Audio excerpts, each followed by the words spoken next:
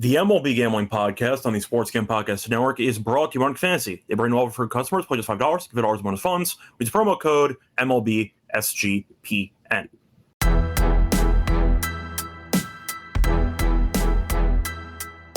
And welcome, everybody, to the MLB Gambling Podcast here on the Sports Gambling Podcast Network. It is currently Wednesday afternoon, September 24th, around 5 p.m. Eastern. I'm your host, Scott Rochelle, once again joined by Lonte Smith together and break down the games for the Thursday card.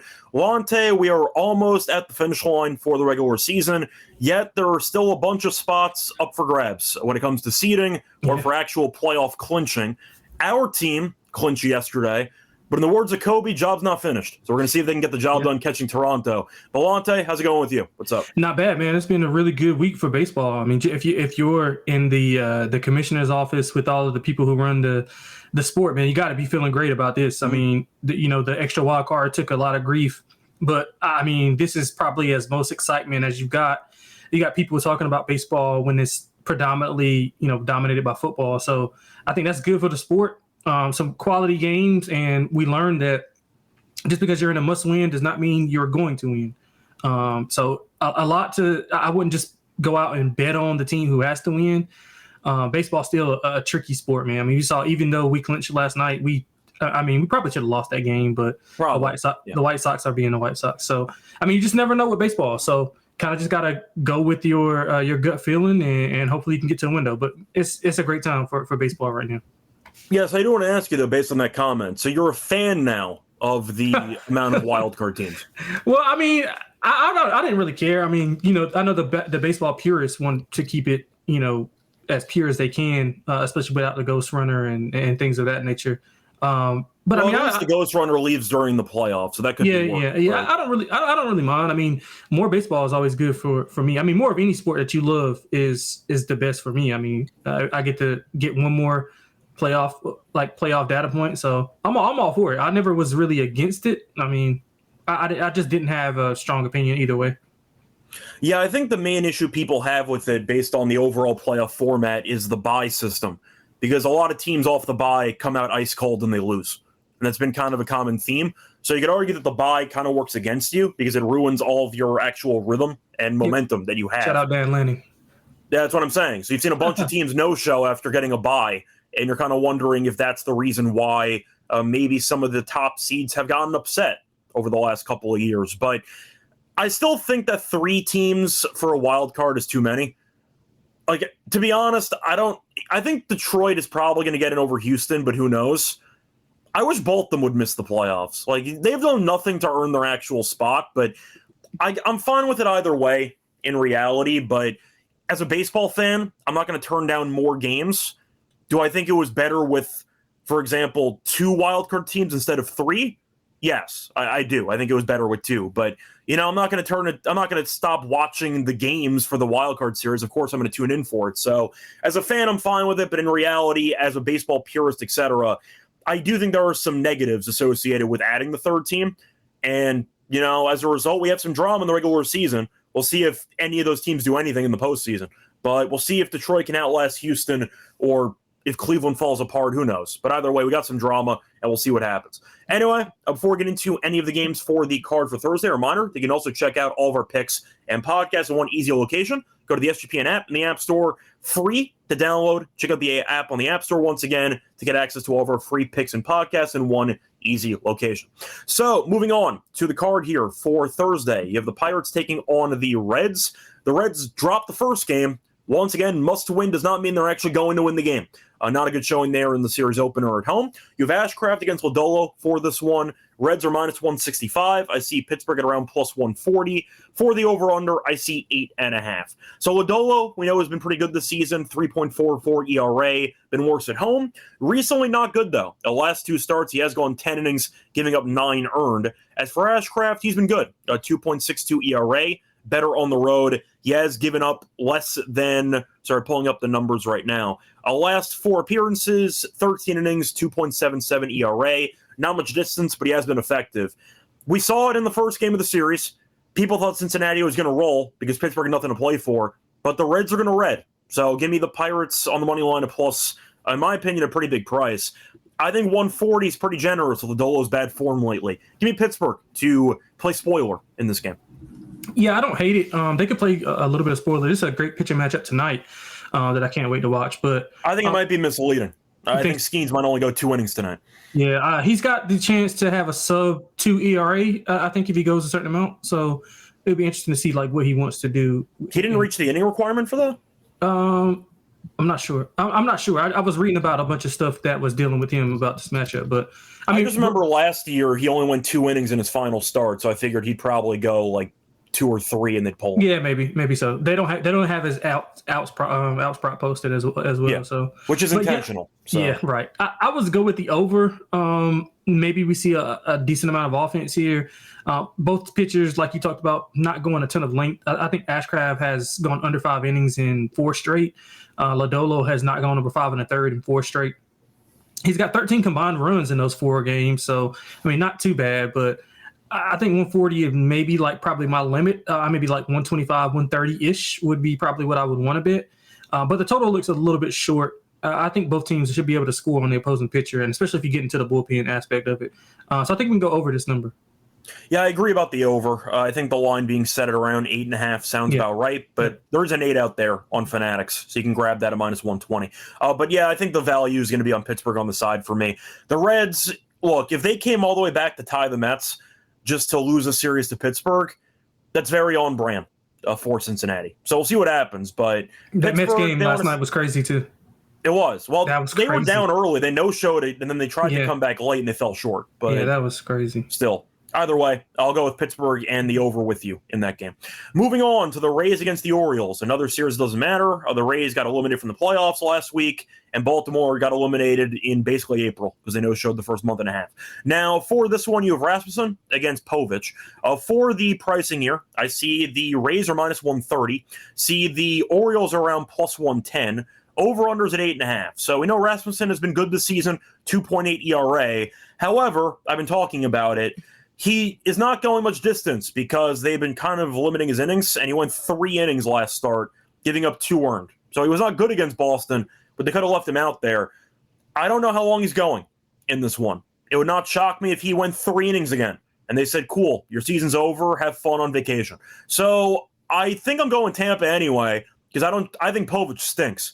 But I'll go with the over anyway. I think the over has some value. You might look at it and go, oh, it's a bit, I'd say, tricky with Rasmussen, who's been very good.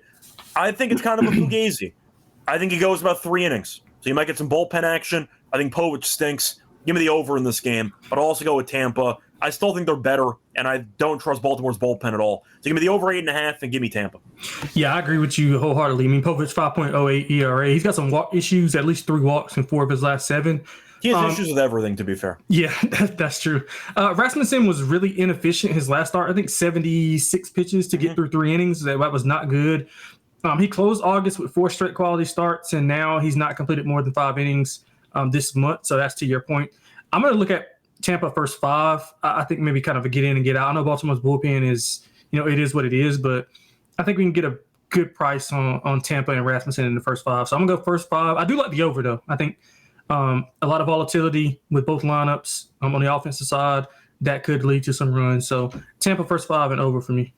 Yeah. Moving on to the next game, Twins taking on the Rangers. The Rangers used to care about baseball. They got eliminated about a day or 2 ago. Damn, they fell apart down the stretch. For this game, we have no lines. Does it matter? Probably not, because this game means nothing to both teams. But you have undecided against Molly. We saw Molly came back for his last start. Kind of battled. He ended up going 4 2/3. Gave up no runs. Did give up 4 hits and gave up a walk. But once again, he got pulled early because it was his first start back in a while. We have no lines. We know the Twins stink. We know the Rangers are falling apart. I don't have much. I need a line on it, but I'd rather bet on actual meaningful games. I got nothing, but I guess it's Texas. But yeah, I don't know how long Molly's going to go. I don't have any information. I guess Texas, but I'm not betting this game. Yeah, it'll be Texas and under for me. Don't want to stay away from the Twins. So Molly obviously don't know what his circumstances are. So good stay away. I'm glad there's no lines. There's really not much to go on this game anyway. Yeah. Moving on to the next game, you have the Astros taking on the A's, a game that matters. Unfortunately, we have no lines. We saw the Astros after getting buried by Seattle at home over the weekend. They came out and no-showed the first game against the A's. So once again, they are out of the playoffs right now. Jordan is still hurt. They now have, I'd say, past prime Carlos Correa, they traded for is the catalyst, which of course didn't work out because why the hell would that work? But that was the move they made around the deadline. As for this one, though, they're looking at Valdez against Jin. We have no lines for this game. For Valdez, though, he has not been very good lately. He's been quite bad. He's given up at least 5 earned in 3 of his last 4 starts, so not pitching well. As for Jin, not great either. 5.98 ERA at home. He's been good the last couple of starts, though. Last 3 starts, he has gone a total of 15 1/3, giving up 3 earned. But once again, not very good at home. I like the over in this game. I don't think Jin is that good. I know Houston's bats have kind of shut down, but I don't like the pitchers. Valdez, we know, has not been very good recently. Jin's been very bad at home. I like the value on the A's. I think Houston will blindly be favored with Valdez pitching. I want nothing to do with this damn team. I think they're in free fall at the moment. So give me the A's plus money probably at home, but give me the over as well. Yeah, hopefully we get a good juicy price on the A's, but I love the over. I think you hit on both of it, the volatility of both these pitchers. Jin has been, he's been good his last three. So this month, pretty much, he's been good. I mean, he did have some success against Houston back in July when they were a little bit better. He threw 6 scoreless in that. You talked about his road and home split, so that's kind of concerning. But again, I mean, Houston's not a team that you want to lay with, especially on the road. Valdez, I talked about him, wanting to bet him our last show, and thank God I didn't because he got his ass kicked. Yeah, he was horrible. He's got back-to-back games with 4 walks. 24 earned combined his last 5 on the road. So he's not. And a reminder, free agent at the end of the year. They missed the playoffs, so not exactly putting your best foot forward. That's right. Houston's probably getting a big discount on that. But yeah, it would be over for me, depending on the price point for the A's, as long as it's, above like if we can get 120-ish, I think that would be fine. So I think we are going to get that. Yeah, I'll take A's. If you want to guess the lines here for Valdez alone, name brand, despite being bad lately, I think it probably is 150. Yeah, okay, that's about right. Yeah. Which I think sounds massive for a Houston team that right now is falling apart. Yeah, I get what you're saying, though. They're in that kind of must-win thing, too. Yeah, so I get it. Yeah, I'm with you. They were in a must-win game yesterday, and they scored 1 run. So I don't know. They've been in must-win for like a month, and they haven't. 1 run is not good anyway, but 1 run in this ballpark's a joke. That's a serious red flag. Yeah, for sure. For sure. That's for sure. That's a great point. There you go. Moving on to the next game, Dodgers taking on the Diamondbacks. We saw Arizona win via walk-off yesterday. You have Yamamoto taking on Gallen. You're looking at the pricing. Dodgers are favored, minus 155. You have Arizona at around plus 130. For the over-under, I see 8.5. So the Dodgers have not wrapped up the division yet. I know San Diego's playing right now. I believe the Padres are 1.5 back, I think, speaking of time of recording.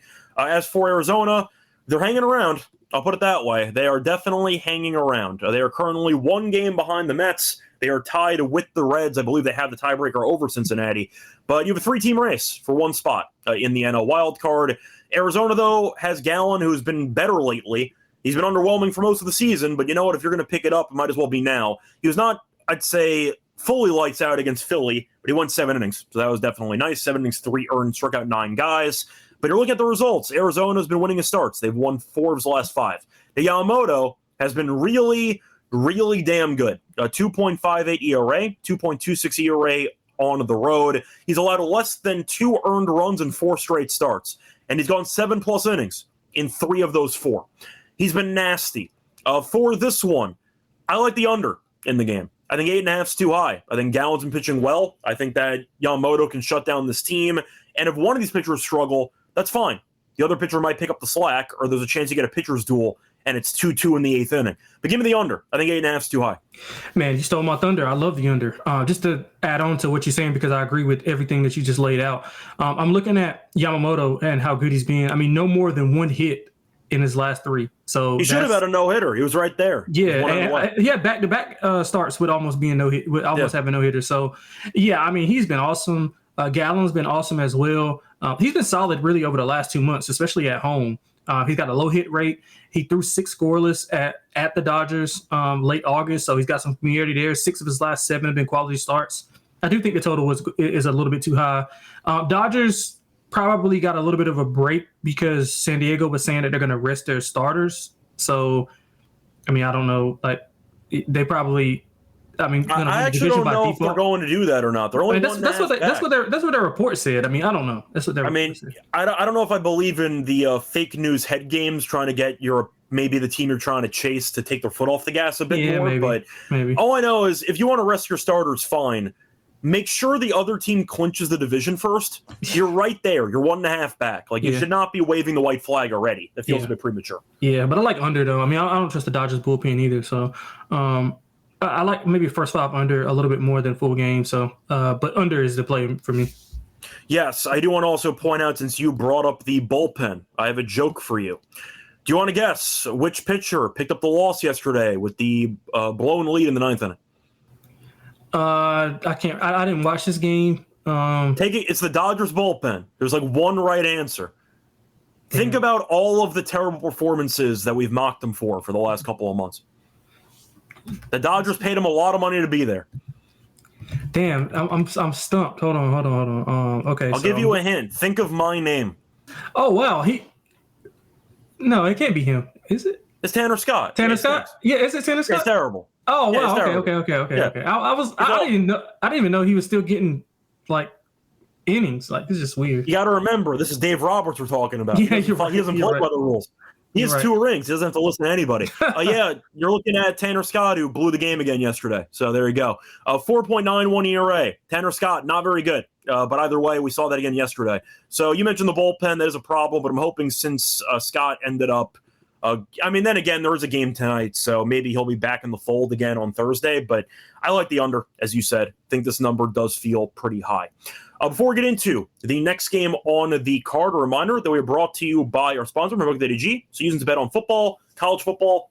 They have a prop builder as well, second to none. Their motto is simple: bet on anything, anywhere, anytime. Use crypto for deposits and payouts when you sign up for an account. Use code SGPN for 100%. Payback bonus, $500 for new customers. Book G promo code SGPN. We're also brought to you by Novig, which is America's #1 sports futures market, and you could use them in a bunch of different sports. Get the best price available in different, markets. So check that out. Also, get it in different states. 35-plus states have access to Novig, so make sure you check if your state is one of those 35. Download the app. Get $50 when you spend just $5. If you use promo code SGPN, get on the actual Novig. Promo code SGPN. Welcome back, everyone, to the MLB Gambling Podcast. Finished going through the first couple games for Thursday. Time to move on into the next game. Moving on to the Marlins taking on the Phillies. For this one, you're looking at a pitching matchup between Junk and Buehler. Buehler's been pretty good since he joined Philly. For the pricing, though, you're looking at the Phillies, who are favored, -165. You have the Marlins, who are around +140. For the over-under in this one, I see 9 juice to the over. I see plus money, actually. DraftKings has +101 for the under 9. It's where I'm going. I'll go with the under, actually. Junk was good last start. He allowed 1 run against the Rangers. Now, they can't hit. I'm aware of it. But Philly's kind of playing for nothing right now. You could argue catching Milwaukee, but I don't know how feasible that actually is. There's still 3 back, so I don't see that happening. They might start resting some guys. Buehler, though, has been good. He's made 2 appearances since joining the Phillies. 8 2/3, 1 run. So I actually like the under. Miami's not a great hitting team, and we're looking at Philly, who's kind of coasting to the finish line. Of course, Trey Turner's still out, which hurts. Give me the under. I think 9's too high. I like the plus money. How long is Trey out still? Have they gave an update on that? I know he's out for the rest of the regular season. I don't know if he's going to miss a round or not, but I know for a fact he's not going to play. There are some rumors he might be coming back Friday. So he might be coming back for the final series, but he's definitely out for this game. Okay, cool. Yeah, this was a game that was kind of tough for me. I mean, I know Buehler's been doing well, and Miami's offense can be feisty at times, especially on the road when you least expect it. I like Junk, but his hit rate is up a bit, and that's something that Philly can take advantage of if they're really locked in and not taking their foot off the gas. They're interesting. They're going to put Buehler in the bullpen for the playoffs. So I wonder how that's going to go for them. Just looking forward, but in this specific game. It's probably a piggyback, to be fair. One guy struggles, they bring in Buehler to help. Right. Yeah, that's what I was thinking as well. So, it would be under or nothing for me. So I kind of agree with you there, but I didn't have a really strong feel in this game. Yeah, same here. Moving on to the next game, one of the biggest games on the card. You have the Tigers taking on the Guardians. Now we know the Guardians are officially now in first place. They're a game ahead, or they're technically a tiebreaker ahead of Detroit. So we'll see what happens, but we have Messick against we don't know. For the pricing, unfortunately, we don't know. Biggest game of the card, we have no lines, we don't know who's pitching. For Detroit, I don't really care what the line is, give me Cleveland. I think Detroit's screwed at this point. 15.5, right down the drain. 15.5. They were up by 9 about a week and a half ago. Yeah. Crazy how things can change. We talked about it on the pod. Yeah, I feel bad for Fry, though, got hit in the face. Yeah, that sucks. They were winning. You saw 2 bunt singles. Skubal tried to toss him between his legs. You saw a sac fly. There was a hit by – it was a mess. A wild pitch, a balk. Cleveland just showed why they're going to win the division in 1 inning, not hitting the ball to the infield. Scored 3 runs. Didn't hit the ball more than basically 40 feet, and they scored 3 runs. Good enough for me. Give me Cleveland. Detroit, as far as I'm concerned, a dead team walk. I don't even know where to start, but I think you pretty much hit everything. You can't bet Detroit. I thought we talked about it on Sunday. Hope everybody grabbed that division price for Cleveland. I mean, like Mezik's been good too, so it's not like they're just throwing anybody. So that's what Detroit's doing. They can't use Morton anymore, so they got to figure somebody else. Right. I mean, who else do they have? Like, yeah. Trade deadline acquisition, Chris Paddock, question mark? Yeah, right. Yeah, that was weird as well. But, I mean, Cleveland or nothing. I mean, you can't bet Detroit right now. I don't know how you do it. So, yeah, Cleveland or nothing. I would look at it under also. Yeah, the last time the Tigers were good was at Yankee Stadium. They haven't done anything since. All right. So there you go. Moving on to the next game. Speaking of Yankee Stadium, you have the White Sox taking on the Yankees. You have Martin against Rodon. For the pricing, Yankees are massive favorites, of course, minus 320. You have the White Sox at around plus 250. Over-under is at 8.5. For the run line for the Yankees, you're looking at the Yankees being roughly minus 135. So it's juicy, but I get it. Yeah, give me the Yankees minus 1.5. Rodon, I think, has been in good form. He was using the changeup a lot last start. Very successfully. I thought that he looked very sharp. And the fact is, Martin, I think, is fine. But the Yankees are in, you could argue must-win territory or not, but they've been in good form. And don't look now, Toronto's been slipping. So momentum, motivation, checks all the boxes. The White Sox needed that game, at least to maybe set the tone for the rest of the series for, the Tuesday finish. But the fact is, the Yankees came back. Taylor didn't dive for the fly ball. The Yankees got the walk-off. That momentum and energy might carry them to a sweep in the series. Yeah. You could argue that baseball, each game's independent, but some games, some emotions can carry over. I agree. That's a big win for the Yankees. Yeah. Scoring 2 in the 9th. Yeah. I'll go with the Yankees minus 1.5. Yeah, completely agree. That's exactly the play that I had. And you talked about, like, Boston's going Crochet into Bello. I know we'll get to that next. Bello's been a mess, but Crochet's been good. So. Yeah, but I mean, they've got a shot. And we talked about it on Sunday as well with the Yankees price. Thought that was too high. But, yeah, I mean, this is pretty much cut and dry for me. I mean, Rodon's been extremely dominant. I mean, 5 straight quality starts, 2 or less, and 9 straight. That includes 1 in Chicago last month. I mean, lights out at home. Martin's been okay, but if you look at it, he pitched 3. He allowed 3 earned and 3 innings pitched versus the Yankees last month. 2 home runs and 3 walks. So familiarity's there with the lineup. I think the Yankees should smash them. So let's go minus 1.5 for the Yankees. I'm looking at team total over as well. Yeah. Moving on to the next game, though, speaking of the AL East division race, you have the Red Sox taking on the Blue Jays. You have Bello taking on Bieber. For the pricing, I do see the Blue Jays being favored in this game. Blue Jays are around minus 145. I see Boston around plus 126. For the over-under in this one, I see 7.5 or 8. I think Bieber is going to end up pitching. I don't know if that's actually confirmed, but I think he should be. Bieber last pitched on the 20th. So no guarantee actually pitches in this game, but they could use him. I'll tell you that much. We know Bello's been a mess recently. Toronto, though, has been bad too. So Springer thinks that it's rigged and the Yankees are going to get it because the umpires are giving to the Yankees. I don't know if you saw that. No, see that? I didn't, but that's not hard to believe, though. There was the ground ball on the third baseline yesterday with the bases loaded. They called it foul. I thought it was fair. I think most people thought it was fair. And then Springer said if they want to just give the division to New York, they can give it already. So probably not the quote you want, but I think it was a fair ball. So I think Springer was right. But either way, point is Bieber might be going, he might not be, but Bello's not been good. Give me the over. I think 7.5 is way too low. I mean, Bieber's been good. He hasn't been unhittable. And Bello's been a mess. I mean, going through the actual starts for Bello recently, last couple of starts, he's allowed at least 3 earned in 4 straight. Last 2 starts in 9 innings, 8 runs. So I'm not sold in his form. I think Bieber might struggle against this team as well. And both bullpens can be a bit dicey. 7.5. That feels very low for a total here. Give me the over. Yeah, I agree with that. Bello 5.85 ERA in September. But he is better. He has been better on the road than at home lately. I will say that. He did pitch well in June. I mean, I know that's a couple months ago, but he did pitch well in June against Toronto, 3 earned in 6 innings. He allowed a lot of hits, but just not a lot of runs. And Bieber's been solid, but he has allowed a lot of home runs, 4 home runs in his last 3. So I think that sets up for an over. Us being Yankee fans, we're actually having to hold our breath and root for the Red Sox. So that'll be fun. But I like the over. I'd rather root for runs than put money on the Red Sox right here. So I like the over. I think it's Red Sox are past, though, just based on the value you're getting with the team that's been so far playing better baseball than Toronto. Very low bar because Toronto's been god-awful for the last week, but still. Right. I don't want to lay 150, but absolutely I like the over in this game. Yep. Moving on to the next game, you have the Mets taking on the Cubs. Nice win for the Mets yesterday. It looked ugly early, and then they came back. Alvarez hit the bomb late, and they were able to win a high-scoring game. For this one, you have McLean taking on Imanaga. For the pricing, I see the Mets at around -110. Same price on the Cubs.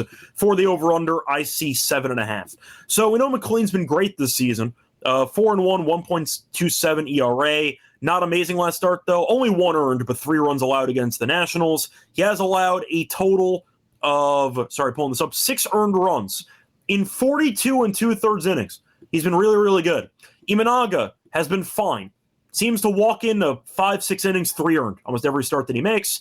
Did that against the Reds. In fact, the last 2 starts, 5 innings, 3 earned. He has allowed exactly 3 earned runs in 5 straight starts. I like the Mets in this game. The Cubs, I know, are still fighting off the Padres for getting the number 1 wild card spot, but Imanaga's been vulnerable. McLean's been good.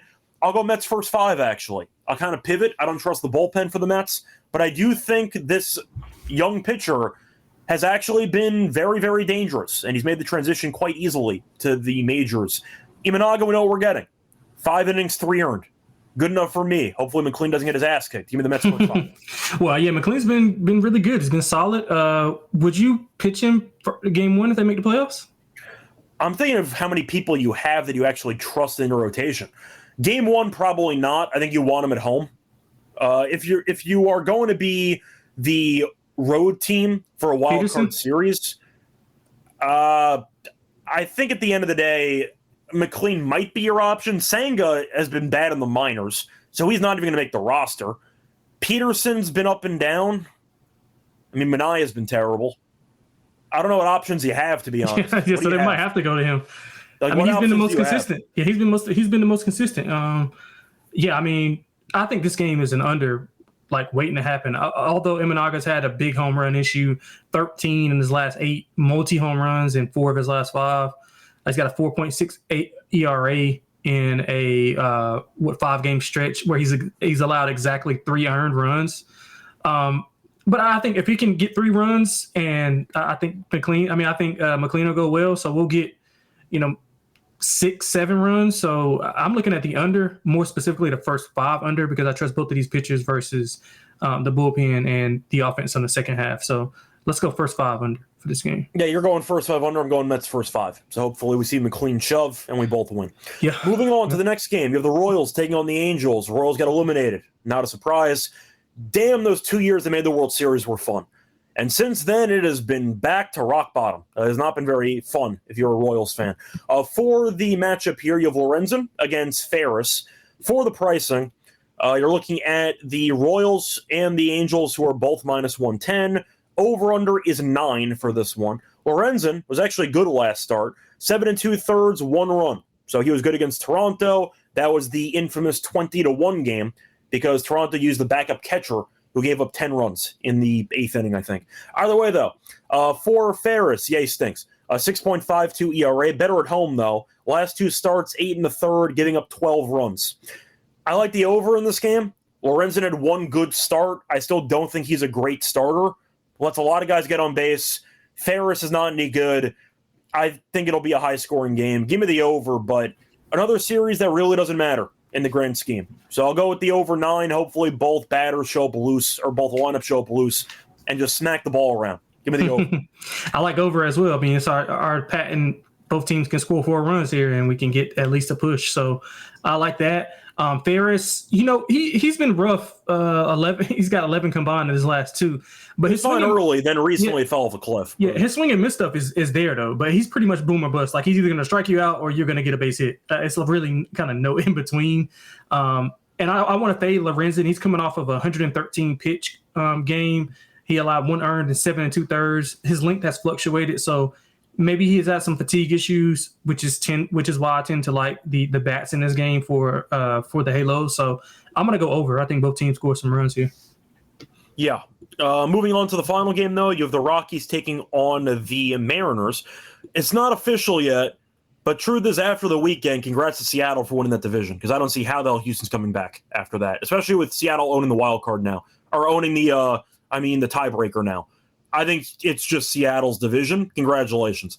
For the actual pricing, though, you have the Rockies, who we know stink, and because of that, Seattle's going to be a massive favorite. We have no lines, though, but they will be. We have no lines because we don't know if Woo's pitching or not. Left early against Houston with a pec issue, did not go on the IL. But we'll see if they're safe with him. My guess is probably. I don't expect Wu to pitch in this game. Do we agree on that? Yeah, they're not pitching him. I've read something before we got on that they were just gonna. It's precautionary. They're just not gonna. As they should. They clinched a playoff spot already. Right, You need him. Yeah. So, yeah. And, he definitely don't need him against Seattle. Against Colorado. I'm sorry. Yeah, you don't need him against Colorado. But once again, if Houston keeps losing, you might not need anybody because you might win the division anyway. That's true. But Blaylock, we know, has been really bad. 2-5, 9.16 ERA. A lot better, though, on the road, 5.61. He has given up. Damn, it's a really ugly stretch. He's allowed at least 5 earned runs in 5 straight starts. Sanzatella's jealous of that streak. But, yeah, he's been really bad. Give me Seattle minus 1.5. I don't really care who's pitching. I like the team total over. I would best bet this if we had the number. But, just going over Blaylock numbers, multi-home runs allowed in 3 straight games. 12.27 ERA at home, but a lot better on the road. 5.61 ERA on the road. 30 combined runs his last 5. 10 of those were home runs. Seattle should have a field day offensively. I know it's a hitter friendly. It's a pitcher friendly park, but I think Seattle should tee off against Blaylock. So Seattle team total over would probably be one of the best bets on the card for me. Yeah, I agree. Especially with the way they're playing, the atmosphere in Seattle. Absolutely. They can win their first division title in a long time. Yeah, that's great for that fan base, man. They got a great fan base. You see it for the Seahawks. You see it for even the hockey team, the Kraken. Is it Kraken? Yeah, I think it's the Kraken. Yeah. Mm-hmm. Hopefully, they won a playoff series a couple years ago. Yeah, hopefully Silver can get the basketball team going. But yeah, man, it's a great fan base. They got they could win. They got a pretty big football game in Washington this weekend. Line keeps dropping. Just saying. Line keeps dropping. Who knows? Maybe the Huskies have something for the Buckeyes. I think so. But the point is, good time in Seattle. Yeah, unless you're a Storm fan. They gave it a good run, though. They almost pulled it off. Yeah, they did. They did. Seattle actually kind of heating up sports-wise. Good for them. That's good. Anyway, that's going to wrap it up for the card for Thursday. Before we get into the lock and dog, a reminder, brought to you by our sponsor, Arctic Fantasy. Using to play your pick'em entries, go with 5 times your money, pick higher or lower on your favorite player stats. Available for a ton of sports. And a reminder, you also can check out the brand new offer they have for new customers. Play just $5, $50 bonus funds. Use promo code MLB SGPN. We're also brought to you by Rhythm. Off to a great start in college football and the NFL. They have a leaderboard system with weekly cash prizes for tracking or bet to the app. Check 5 bets of the same type for any model, and you'll be entered for a chance to win $1K. A reminder, use the promo code SGPN25 when you sign up and downloaded the app for 25% off your first month. Download the Rhythm app, and once again, use promo code SGPN25. Welcome back, everyone, to the MLB Gambling Podcast. Finish going through all the games for Thursday. Time to move on into the lock and dog picks. Lonte, I'll let you go first. What's going to be your lock and dog for the show? For the lock, let's go to that. Let's go to the game we just talked about with the Halos in Kansas City. I like that over 9. We talked about both pitchers being somewhat erratic. I want to fade Lorenzen off of that high pitch count that he had, and he had a successful outing. But I think in this spot, we can see some runs here. So I'm going to go over 9 for that. For the dog, you know what? Since we need it, actually give me Arizona. Gallon, plus 130 at home against Yamamoto. I think it'll be a low-scoring game.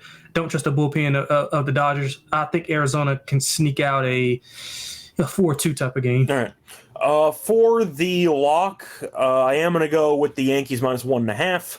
I think they got the game they needed, which was the series opener. We know the White Sox are one loss away from 100. Congratulations. Point is, though, the Yankees with Rodon have been very good this season. He has 17 wins.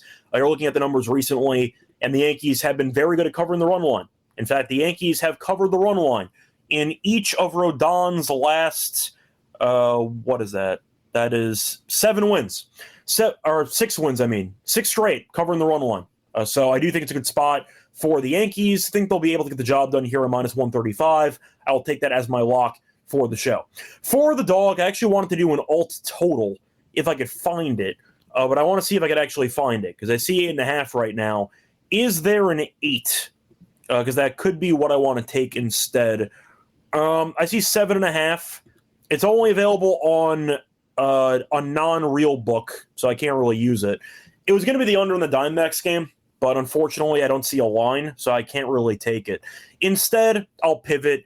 Give me the under 9 in that Junk and Buehler matchup at plus 101. I wanted that Arizona game, but it is what it is. No lines are up for the alt line. I can live with that. Junk, though, has been fine. Buehler's been good with Philly. And the fact is, both teams really don't care right now. I think both teams kind of coast, and the game goes under. Give me under 9 at plus 101 as my dog for the show. Lonte, what is going to be your home run choice for the Thursday card? What do you like? Yeah, I'm going to stick in that Seattle game. We talked about the lack of success that Blaylock's had. I'm going to go Julio Rodriguez. He's been really hot this month. He's got 5 home runs this month. He has not hit one in a couple of series, if I'm not mistaken. I think he's only hit one in the last couple of series, but his bat has been really good. So I'm going to take Julio Rodriguez. I mean, you could pretty much pick a name out of a hat for Seattle and maybe get a nice parlay going or around robin, because I think you're going to see a couple of home runs in this game on the Seattle side. So let's go with Julio Rodriguez to go long. Yeah, so I'm going to go to the A's game against Valdez. He's been really bad historically speaking, but he does have 1 home run against Valdez. Give me Rooker for this one. You're looking at a good ballpark. Valdez giving up at least 1 home run 4 straight. We know that he's been a mess recently. And the A's, you know what? They've been entertaining. They've not been good, but they've been entertaining. I can see some runs in this game. Give me Rooker did a home run against Valdez. Anyway, it's going to wrap it up for the show. We're back once again tomorrow to get into the Friday games. Till next time, I'm on Twitter as Radio. Find him on Twitter at XXLonteXX. Till next time, good luck to all of you and all of your bets. Bye, everyone.